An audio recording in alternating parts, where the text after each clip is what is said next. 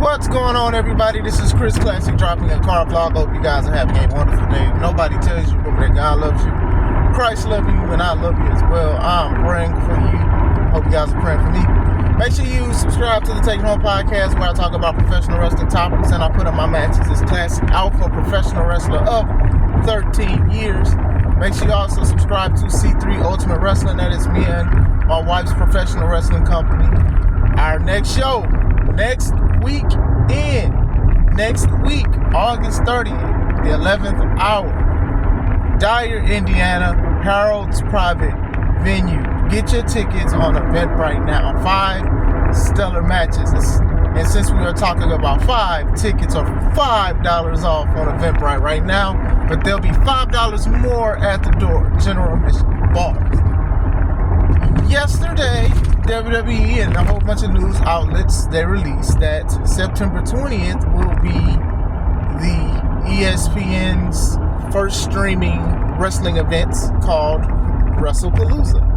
It's going to be in Indianapolis, Indiana. That's about 2 hours away from me. And tickets are going on sale tomorrow at 10. I don't know if it's Central, Eastern, or what. Somebody at 10 o'clock is going to be there. Now, just released this news yesterday on Wednesday, and tickets are going to be on sale Friday. So you already know people are about to buy it. They just know that some people are going to be there. They don't know yet they're going to buy it because people want to try the experience. And then obviously people want to go see wrestling shows. And whatever deal they have with the state of Indiana, which is pretty big and lucrative, it is back there. Now, let's talk about it. Now, the name. I know a lot of people are talking about the name. Wrestlepalooza. Like, you're the number one wrestling company, and you name your event Wrestlepalooza. Now, I understand why it's called Wrestlepalooza, because when you call it something as generic as that does interest other fans and stuff like that, or make new fans and things like that. Wrestlepalooza. But, because, you're trying to introduce some of the ESPN audience and also some of the people, the athletes and the sponsors and stuff, you're trying to introduce it to them. So when you have shows like Wrestlepalooza or WrestleFest or Wrestling Worldwide, something crazy like that, it's something that will get people's attention. It's a funny name because I understand. I know as an independent wrestler, there's probably companies who've had shows called Wrestlepalooza, WrestleFest, or whatever like that. It is, but let's get on it real quick.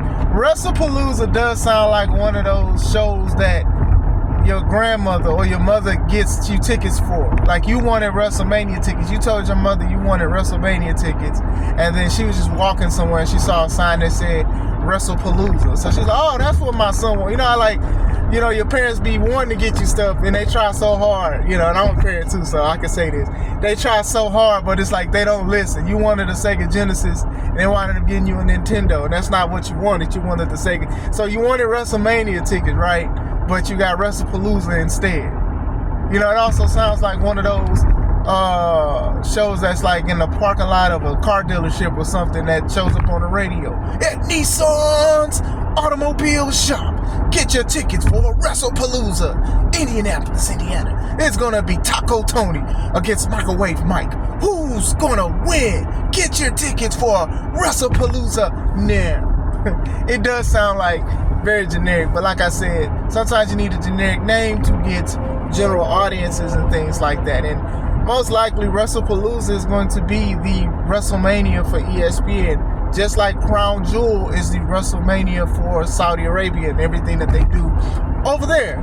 So we'll see. Obviously, they're going to bring a lot of celebrities out. They're going to have a lot of athletes. I wouldn't be surprised if they have an athlete from that's not wrestling, a wrestler wrestling. I'm not surprised if this becomes very successful. This will be another 2-night event. I see that this is probably be something that'll be like every year, like WrestleMania for ESPN. They're gonna pull out all the stops and stuff like that, and I wouldn't be surprised if it was better than WrestleMania. There's a lot of shows that was better than WrestleMania, but a lot of shows just wasn't that great. WrestleMania, I don't even think was good this year, to be honest with you. But still, so you can watch it by subbing to ESPN. Or if you are international, you could watch it via Netflix. So it's not going to be on Peacock. So I already know the VPN nation is about to be very, very strong. I already told you guys my insight on how I feel about VPNs. I know they work and they're very successful and stuff, but that's just not my cup of tea. So I'll watch a highlight. I don't mind watching highlights or whatever like that. Who knows? If the ticket's a fair price, maybe I'll go. I don't know. Bars, but still, in the time and age, how they charge so much stuff, the house shows are expensive and stuff like that, you already know this is about to be a lot of money. It's about to generate a lot of people from out of town, a lot of people around where I'm at, they about to go there.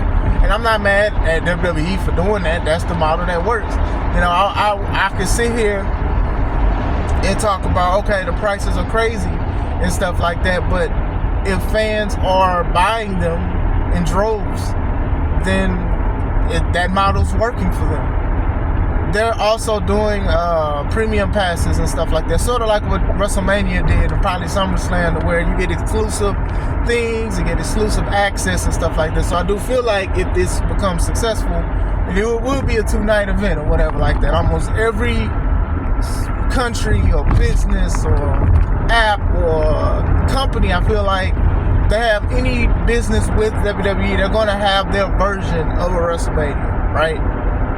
With Crown Jewel, they don't even just have Crown Jewel, they'll have other events there too. At the Night of Champions. So definitely something they're going to do with ESPN. I do feel like ESPN, this is a good business ploy to try to get some of these audience members in, because it's in September. So 3 months after that, the deal happens in 2026.